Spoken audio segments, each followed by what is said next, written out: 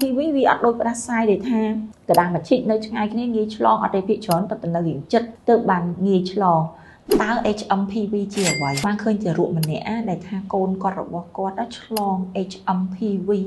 រហូតដល់ថ្នាក់មានជំងឺរលាកសួតធ្ងន់ធ្ងរហ្នឹងតើ HMPV ជាអ្វី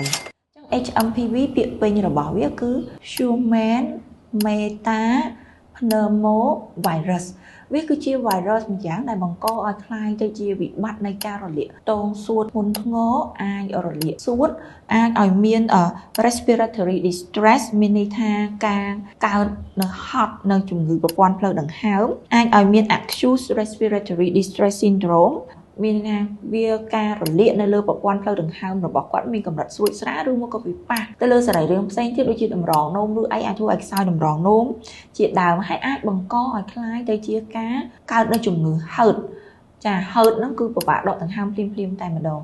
HMPV ហ្នឹងវាមានចេញជារោគសញ្ញាអ្វីខ្លះ HMPV មានរោគសញ្ញាដូចជាអ្នកកើតផ្ដាសាយអញ្ចឹងតែគាត់មានសញ្ញាគ្រុនក្តៅហើយគាត់ក្អកខ្លាំងគាត់អាចឈឺដើមទ្រូងគាត់ពិបាកដកដង្ហើមតែអ្វីដែលកាន់តែពិសេសហ្នឹងគឺគាត់មាន skin rash មានន័យថាគាត់ឡើងរាងដូចក្រហមកទួលក្រហមនៅលើស្បែកវាខុសពីអ្នកកើតផ្ដាសាយធម្មតាកម្រមានឡើងកទួលក្រហមនៅលើស្បែកហ្នឹងគឺតើតើមានតេស្ត PCR ទើបដឹងថាយើងមានកើតអាហ្នឹងតើក្រុមមនុស្សប្រភេទណាដែលងាយកើតនៅ HMPV ហ្នឹងនិយាយរួម HMPV គឺអាចឆ្លងទៅគ្រប់មនុស្សទាំងអស់ក៏ប៉ុន្តែអ្នកដែលឈឺហើយកម្រិតធ្ងន់គឺជាភាគច្រើនទៅលើកូនក្មេងចន្លោះពីក្រោម5ឆ្នាំស្ត្រីមានផ្ទៃពោះនិងអ្នកដែលកើតមានជំងឺរ៉ាំរ៉ៃប្រចាំកាយប្រព័ន្ធភាពស៊ាំគាត់ខ្សោយឬមកក៏មនុស្សចាស់អាយុលើសពី65ឆ្នាំសម្រាប់ក្រុមពួកគាត់ហ្នឹងគឺងាយប្រឈមនឹងកើត HMPV តែ HMPV វាអត់ដូចផ្ដាសាយដែលថាកដាស់មួយឈិចនៅឆ្ងាយគ្នាងាយឆ្លងអត់ទេភាគច្រើនតែនៅរៀងចិត្តទៅបានងាយឆ្លងតើយើងធ្វើដូចម្ដេចដើម្បីកុំឲ្យខ្លួនឯងហ្នឹងកើត HMPV ព្រោះបច្ចុប្បន្នរាល់ថ្ងៃយើងអត់ទាន់មានវ៉ាក់សាំងការពារជាមួយនឹង